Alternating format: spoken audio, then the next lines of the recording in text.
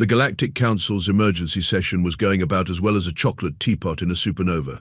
Representative Zix 427 of the Arachnid Confederation frantically waved 3 of their 8 appendages, while their remaining limbs typed furiously on their datapad. Absolutely unacceptable, they chittered, mandibles clicking in agitation. These humans are a menace to galactic stability. Did you know they actively seek out substances that cause them pain just to put them in their food? They call it spicy and claim to enjoy it. High Chancellor Melorix, a being composed primarily of crystalline structures and pure exasperation, emitted a weary pulse of blue light. Please, Representative, we've been over this. Their consumption habits, while disturbing, are not the primary concern. Oh really, Ambassador Plurb? A gelatinous mass of purple goo burbled through their translator. Then perhaps we should discuss how they expose themselves to toxic radiation just to make their food last longer. Or how about their habit of deliberately ingesting poison for recreation? They call it alcohol and gather in specialized establishments to consume it together. The council chamber erupted in horrified murmurs. A gaseous entity from the nebula cluster actually condensed slightly in shock. My fellow council members, High Chancellor Melorix chimed, their crystalline form resonating with authority. We must focus on the larger issue. These humans come from what our scientists classify as a Class 12 Deathworld. Their planet actively tries to kill them on a daily basis. A holographic display materialized in the center of the chamber, showing Earth in all its terrifying glory. The presentation began cycling through images that made several council members require immediate medical attention. Their world is 70% covered in corrosive dihydrogen monoxide. They have regular atmospheric disturbances that hurl solid water from the sky. Their planet's crust regularly cracks open and spews molten rock. And yet, Melorix paused for dramatic effect. They call it home and write poetry about its beauty. Don't forget, added Councillor Des East, their antennae crackling with electromagnetic distress. They've survived multiple extinction-level events. They're basically cockroaches with opposable thumbs and nuclear capabilities. The council chamber fell silent as the implications sank in. Humanity had not only survived on their hellscape of a planet but had thrived. They'd developed space travel while dealing with thousands of predatory species, extreme temperature variations, and natural disasters that would have wiped out most civilizations. There's more, Melorix continued, their crystal facets dulling with concern. They've started exploring genetic modification, artificial intelligence, and quantum manipulation, all while still engaging in recreational activities that could kill them. They call it extreme sports. Ambassador Plurb rippled anxiously. So what do you propose? We can't just leave them on Earth. At their current rate of advancement, they'll be capable of interstellar war in less than 50 cycles. High Chancellor Melorix's form brightened with what passed for a smile in their species. Actually, I have a solution. There's a planet in the Outer Rim, recently discovered. We've classified it as a Class 15 Deathworld. Even humans couldn't possibly. Ah, interrupted Councillor Des East, you mean Terminus? The planet with atmosphere so thick it creates diamond storms, with predators the size of small moons. Precisely, Melorix's crystal structure gleamed with satisfaction. We exile them there. The environment will keep them in check, and they'll be too busy surviving to develop any further technology. It's perfect. The council voted unanimously to approve the measure, congratulating themselves on their brilliant solution to the human problem. The relocation orders were drafted, and diplomatic channels were opened to present the humans with their new opportunity for colonial expansion. Not a single member of the council noticed the human representative's aide in the corner, trying desperately to keep a straight face as she recorded the entire proceedings. No one paid attention to the gleam in her eyes that suggested she knew something they didn't. And certainly no one considered that maybe, just maybe, they were making a monumental mistake. After all, what could possibly go wrong with exiling a species of adaptable, resourceful problem solvers to a planet that made their homeworld look like a vacation resort? The answer, as the Galactic Council would soon discover, was absolutely everything. Welcome to Terminus, where the weather forecast is always certain death with a chance of apocalyptic disaster, announced Captain David Chen over the colony ship's intercom. His voice carried that uniquely human mix of dread and excitement that made other species question humanity's collective sanity. The massive colony ships descended through Terminus's atmosphere, their hulls groaning under the pressure of winds strong enough to sculpt diamonds. Behind them, the Galactic Council's escort fleet retreated with suspicious haste, probably breaking several space traffic regulations in their hurry to get away from what they assumed would become humanity's final resting place. "Did anyone else notice our lovely alien friends couldn't wait to get out of here?" Lieutenant Rodriguez commented, watching the radar screens. "Almost like they know something we don't." "Oh, they know plenty," Commander Patel replied, adjusting the landing trajectory. "They just don't know us very well."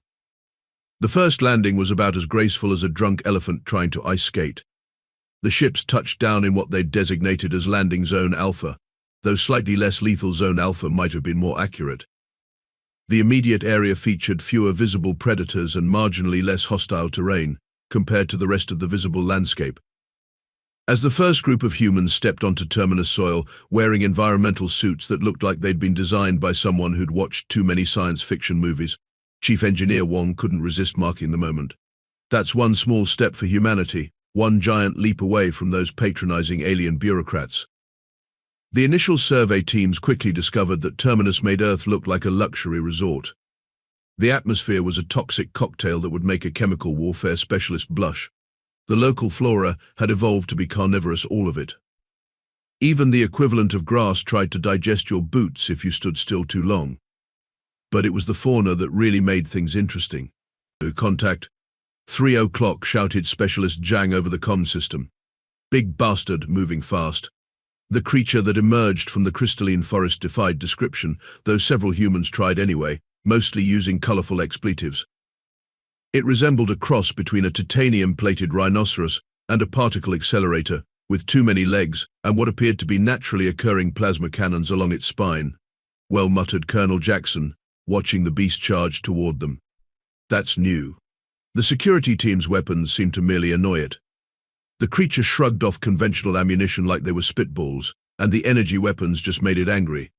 It wasn't until Private Thompson, in what would later be described as peak human improvisation, managed to trip it into a crystalline ravine using some spare cable and truly impressive timing, that they found their first tactical advantage. Note to self: Dr. Patel dictated it into her research log: local megafauna vulnerable to gravity, also possibly attracted to swearing. Thompson's creative use of profanity seemed to really get its attention. The first week brought more discoveries, each more terrifying than the last. The diamond storms weren't just pretty, they were actively hunting them. Somehow the crystalline formations had evolved rudimentary intelligence and saw the human settlers as particularly interesting toys to break. "Anyone else starting to think those council aliens might have had ulterior motives sending us here?" Lieutenant Rodriguez asked during an emergency shelter meeting, while outside their reinforced walls, a herd of what they'd started calling thunder tanks stampeded past. Commander Patel just grinned. "Oh, absolutely, they're trying to kill us. But here's the funny part: they sent us to exactly the kind of place that made humans what we are in the first place." The survival strategies developed at a pace that would have made evolution itself dizzy with admiration. They discovered that the local crystalline formations, while deadly as projectiles, made excellent building materials when properly processed. The same characteristics that made them lethal in storms made them perfect for defensive structures. The breakthrough came when young engineer Cooper had what she called a possibly brilliant, possibly suicidal idea. She noticed that the diamond storms followed predictable patterns, like weather systems back on Earth. With some creative reprogramming of their ship's shields, they could not only defend against the storms, but actually harvest the energy they generated. "It's like having a psychotic solar panel," she explained to the colony leadership. "Sure, it tries to kill us, but it gives us power while doing it." By the end of the first month, humanity had established their first permanent settlement on Terminus. They'd named it Murphy's Landing because of course they did. The base was a hodgepodge of repurposed ship parts, crystalline structures, and what Commander Patel swore were design elements inspired by ancient castle fortifications. "See, the aliens made one crucial mistake," Chief Wong explained to a group of new arrivals, gesturing at the reinforced walls of Murphy's Landing. "They assumed that dropping us on a Deathworld would keep us down. But humans? We don't just survive hostile environments, we renovate them." As if to punctuate his point, a distant explosion lit up the horizon, followed by the distinctive sound of Private Thompson's creative vocabulary echoing across the comm system. Another thunder tank learned the hard way not to mess with human ingenuity. "Welcome to Terminus," Commander Patel announced to the newly arrived colonists, a dangerous gleam in her eyes. "Where every day tries to kill you, But that just means every day is an opportunity to prove why humanity never learned the meaning of impossible. Behind her, the diamond storm raged against their shields, creating a light show that would have been beautiful if it wasn't so deadly. But to the humans watching, it was beautiful precisely because it was deadly. After all, they were their ancestors' descendants, the ones who looked at fire and decided it would make a nice cooking companion. The Galactic Council had intended Terminus to be humanity's prison. Instead, they'd given them a playground. 6 months into what the Galactic Council had expected to be humanity's final chapter, Murphy's Landing had evolved from a desperate foothold into something that could only be described as aggressively innovative. The humans weren't just surviving, they were renovating. You know what's funny, Dr. Cooper mused, watching a team of engineers installing their latest invention, massive crystalline spires that actually attracted and channeled the diamond storms. We've basically turned the most dangerous weather system in the known galaxy into a renewable resource. That's got to count as the ultimate recycling project. The discovery that changed everything came during what the colonists now referred to as the Great Dig, or as Lieutenant Rodriguez liked to call it. That time we got really bored with almost dying and decided to dig holes instead. Holy shit, exclaimed geologist Dr. Patel, staring at her readings. These aren't just random mineral deposits. The entire planet is basically a giant battery. The mineral formations beneath Terminus's surface turned out to be naturally occurring quantum energy matrices. Each crystal formation was like a computer and power source combined, created by millions of years of extreme pressure and electromagnetic storms. The same forces that made the planet so lethal had also made it an untapped goldmine of technological potential. Commander Chen's response to this discovery was characteristically human. So you're telling me we're not just living on a death world, we're living on a death world that doubles as a supercomputer. Fantastic. Let's poke it with a stick and see what happens. The poking, as it turned out, led to several breakthroughs that would have made their alien observers need immediate medical attention if any had stuck around to watch. Engineer Wong developed what he dubbed quantum crystalline processing, a way to use the natural formations as computing systems. Think of it as blockchain technology, except instead of servers, we're using actual blocks of crystal that want to kill us. Very on brand for humanity, if you ask me. The protected settlements expanded rapidly, each one more ambitious than the last. After Murphy's Landing came Darwin's Folly, Newton's Nemesis, and Prometheus Point, each named with humanity's characteristic mix of historical reference and gallows humor. We should call the next one Council's Regret, suggested Colonel Jackson during a planning session. You know, just in case they're monitoring us. Always good to maintain proper diplomatic relations. The settlements weren't just surviving anymore, they were thriving. The humans had learned to domesticate some of the less murderous local fauna, including what they named crystal crawlers, six-legged creatures that could process raw crystal formations into usable building materials. Someone had noticed them doing it naturally and thought, hey, let's make friends with the living mining equipment. It's simple really, explained Dr. Thompson to a group of new colonists. We feed them the crystals we don't want, they process them into the crystals we do want, and occasionally they try to eat our equipment. It's like having very large, very dangerous pets.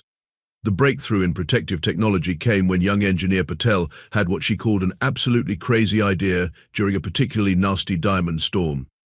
She noticed that the Thunder Tank's natural armor seemed to deflect the worst of the crystal shards. What if she proposed, instead of just building walls to keep the storms out, we build armor that works with them? The result was reactive crystalline armor, protective suits and building materials that actually became stronger when hit by crystal shards. The more the planet tried to kill them, the tougher their defenses became. We've basically weaponized getting punched in the face, Chief Wong commented proudly. If that's not a metaphor for human history, I don't know what is. But perhaps the most impressive development was the creation of the Nexus Network's vast underground complexes that combined living quarters, research facilities, and power generation systems. These massive structures used the planet's natural crystal formations as both support structures and computing systems.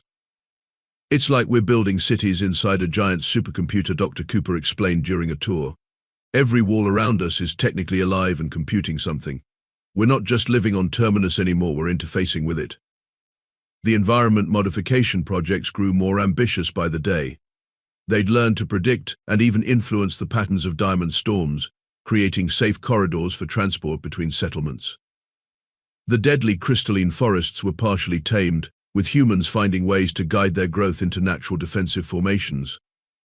"Remember when this place was supposed to kill us?" Lieutenant Rodriguez asked, watching from the observation deck as a controlled diamond storm was used to power up a new sector of Prometheus Point.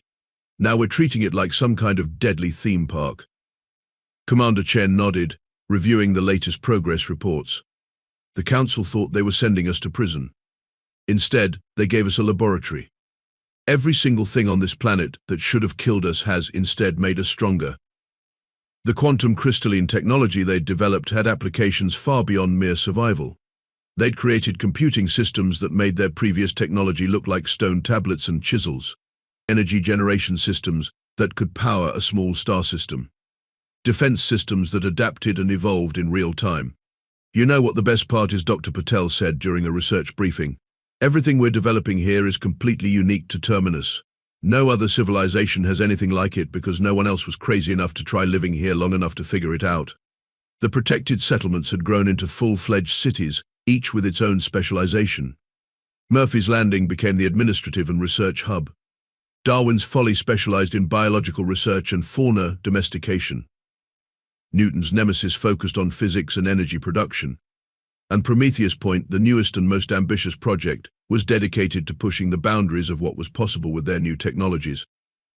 "We should send the Council a thank you note," suggested Colonel Jackson during a strategy meeting.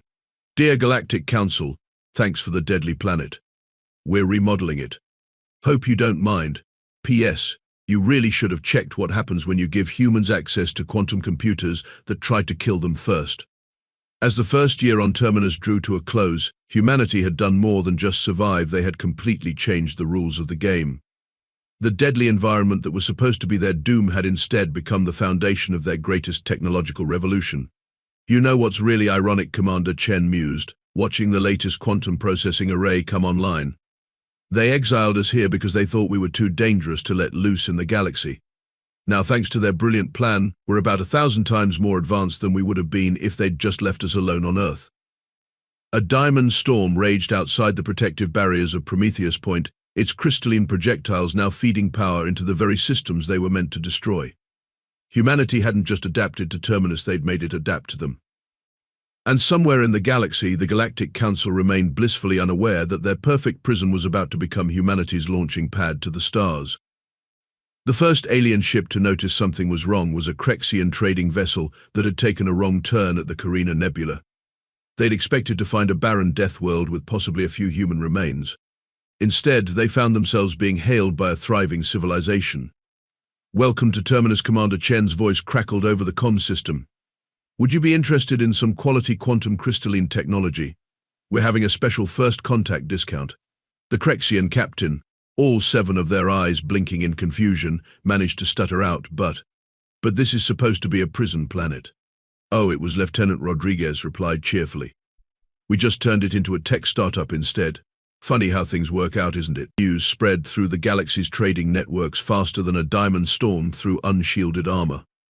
The humans hadn't just survived, they were selling technology that made most civilizations' best efforts look like children's toys. The first trade delegation arrived within a month. The Arachnid Confederation, ironically led by the same representative Zix-427 who had voted for the exile, found themselves sitting in a conference room in Murphy's Landing, trying not to look too impressed. So Zix-427 chittered nervously about that quantum crystalline processing technology. Commander Chen smiled in a way that made the Arachnid's mandibles twitch. "Oh, you mean the technology we developed using the lovely Deathworld you gave us? Yes, we're open to negotiations. Though I should warn you, our prices are almost as deadly as our planet." The Galactic Council received the first reports with the kind of dread usually reserved for discovering your pet project has grown fangs and developed a taste for bureaucrats. High Chancellor Millerix's crystalline form actually cracked slightly when they read about the human achievements. "They've done what they demanded," their voice resonating with disbelief. "They're using the diamond storms as power sources. They've domesticated the thunder tanks. They've turned the crystalline forests into computing networks." "That's not even the worst part," Councillor Desi added, their antennae drooping. "They're selling advanced technology to half the galaxy, and the other half is trying to establish trade relations with them." The Council's growing concern turned to outright panic when they realized Terminus's strategic importance. The planet sat at a crucial intersection of hyperlane routes, a fact they'd overlooked when choosing it as an exile location. Now, humanity controlled one of the most important strategic positions in the galaxy. Did anyone bother to check the star charts before we sent them there? High Chancellor Milorix demanded. The embarrassed silence was answer enough. Back on Terminus, the humans were thoroughly enjoying their newfound position of power. Trade ships arrived daily, each eager to exchange resources for the revolutionary technology that only humans had been crazy enough to develop. You know what's really funny, Dr. Cooper remarked during a demonstration for a Centaurian trade delegation. None of this would have been possible if the Council hadn't tried to get rid of us. They literally handed us the keys to technological superiority. The quantum crystalline technology had applications that went far beyond simple computing. The humans had developed shields that could withstand supernovas, energy weapons that could punch holes through space-time, and communication systems that made traditional faster-than-light communication look like smoke signals. We should send the Council a gift basket, Colonel Jackson suggested during a strategy meeting. Maybe fill it with some of our deadlier crystals. You know, as a thank you for the lovely exile. The discovery of Terminus's strategic importance only added to humanity's rapidly growing influence. Every major trade route in the sector had to pass within range of their quantum detection systems. Nothing moved through that part of space without humanity knowing about it. It's like they gave us the galaxy's biggest toll booth, Lieutenant Rodriguez quipped. Except instead of collecting spare change, we're collecting trade deals and technological supremacy. Commander Chen watched from the observation deck of Prometheus Point as another fleet of trading vessels entered orbit. Below, the diamond storms raged harmlessly against their quantum shields, their energy being harvested to power the very civilization they were supposed to destroy. You know, he mused, I'm starting to think the Council might have made a slight miscalculation. At that very moment in the Galactic Council chambers, High Chancellor Milorix was reaching the same conclusion. The latest reports showed human influence spreading across the galaxy like a particularly aggressive virus. Their technology was centuries ahead of anyone else's, their strategic position was unassailable, and worst of all, they seemed to be genuinely enjoying themselves. We exiled them to a Deathworld, Ambassador Pleur burbled miserably, and they turned it into a technological paradise. How very human of them. The Council could only watch as their perfect prison transformed into humanity's launching pad to galactic dominance. Their attempt to contain humanity had instead given them exactly what they needed to thrive, an impossible challenge and the stubborn determination to overcome it. As another trade fleet departed Terminus loaded with quantum crystalline technology, Commander Chen drafted a message to the Galactic Council. It was short, sweet, and deeply human in its mix of gratitude and sarcasm. Thanks for the planet. We've made some improvements. Feel free to visit any time. We promise the Diamond Storms only hunt unauthorized visitors now. 2 years after their exile, humanity dropped the equivalent of a technological supernova on the galactic community. Dr. Cooper and her team had finally perfected what they called quantum reality manipulation, though most humans just called it the biggest middle finger to physics since Einstein. So Dr. Cooper explained to a stunned audience of alien scientists, we can essentially rewrite local space-time using crystalline quantum processors. Want to make gravity optional? Done. Need to step sideways through reality? No problem. Want to make causality your personal plaything? We have an app for that. The presentation was broadcast across all major galactic networks. Several leading physicists from other species required medical attention. One particularly prestigious Zentarian scientist actually molted on the spot, something their species only did under extreme stress. Did we break physics? Lieutenant Rodriguez asked, watching the chaos unfold. Nah, Dr. Cooper replied with a grin.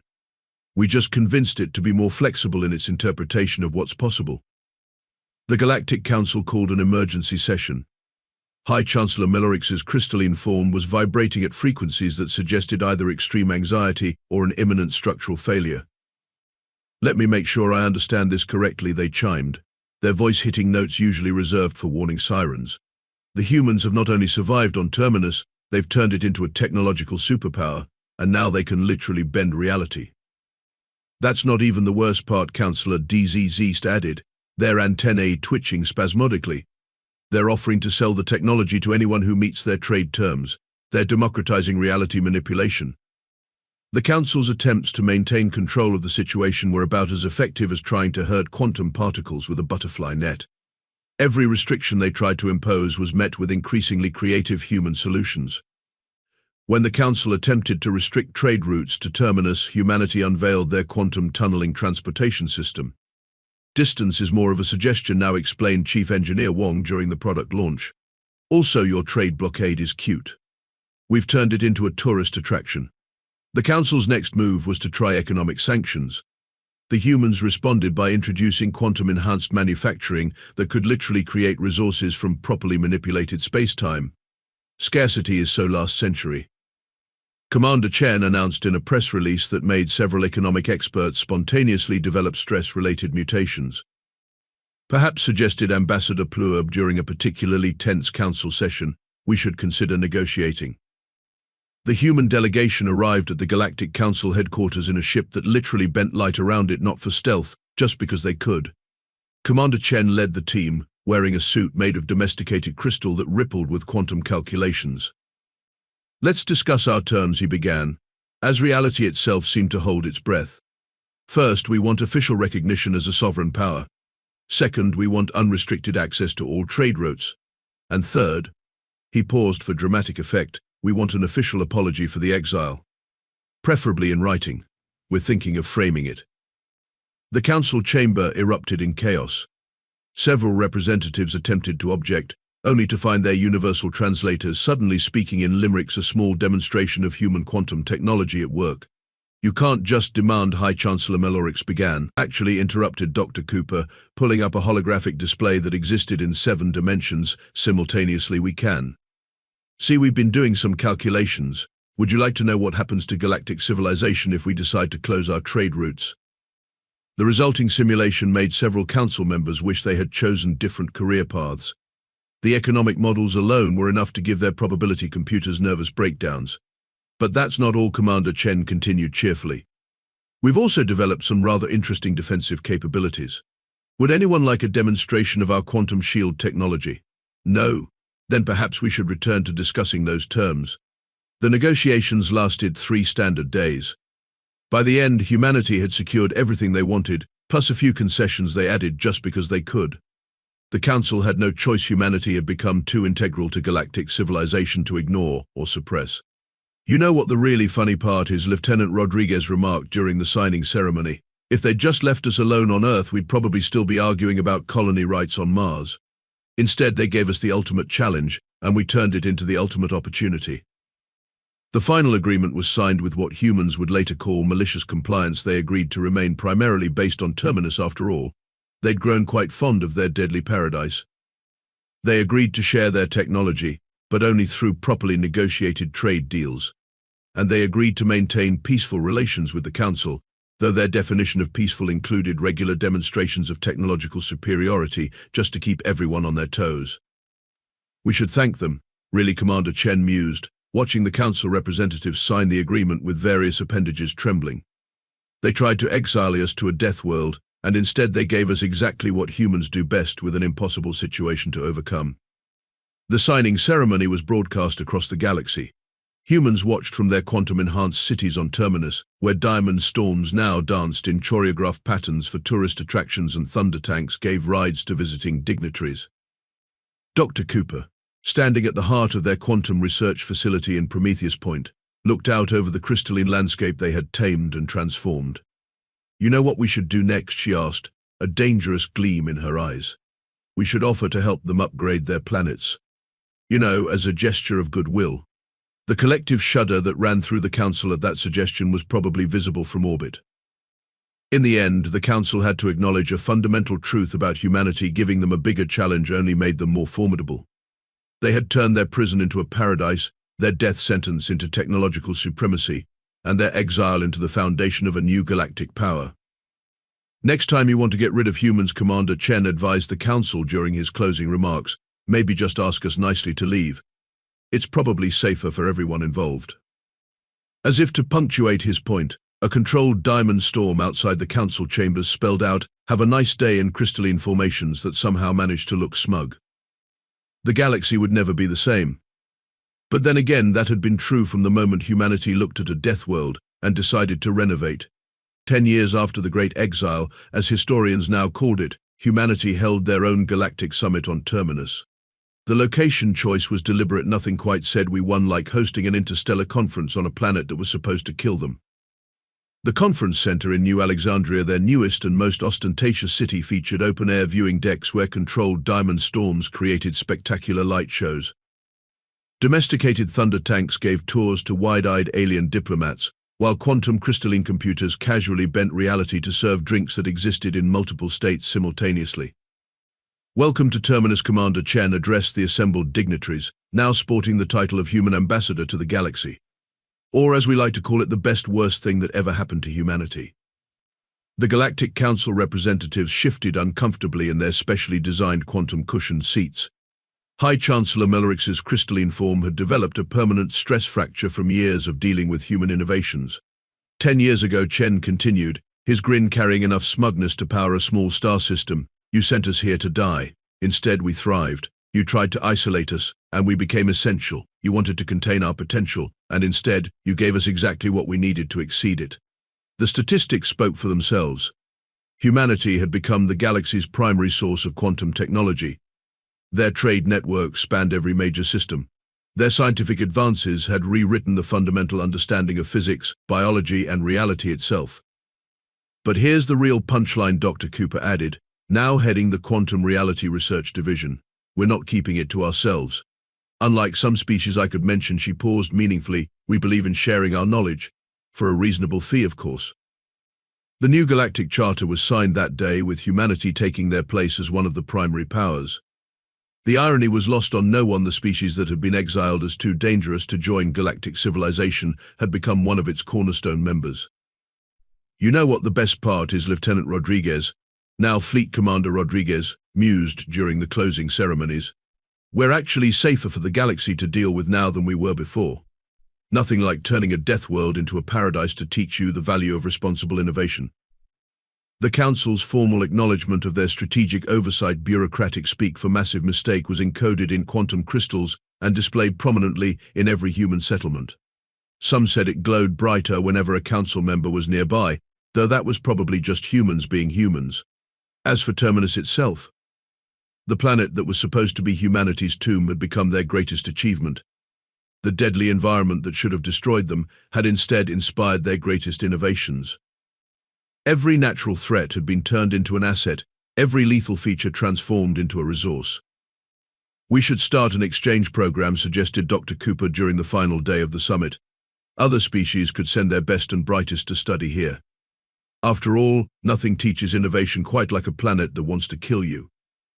The horrified expressions on the alien delegates' faces only made the humans grin wider. Commander Chen stood at the observation deck of New Alexandria, watching ships from across the galaxy dock at their quantum spaceports. Below, diamond storms danced through designated corridors, their deadly beauty now a tourist attraction. Thunder tanks dozed in their specially designed parks, occasionally giving rides to adventurous visitors. You know, he said to no one in particular, they really should have remembered one crucial thing about humans. What's that? Asked High Chancellor Melorix, who had finally learned to appreciate human irony. Never give someone who evolved on a Deathworld an even deadlier world to play with. We tend to get creative. As if in response, a quantum calculation rippled through the crystalline structures of the city, briefly making reality itself chuckle at the joke. The Great Exile had ended, but its consequences would echo through the galaxy forever. Humanity had not just survived, they had rewritten the rules of what was possible. And they did it all because someone thought sending them to a Deathworld was a good idea. Sometimes the best prison is the one that sets you free.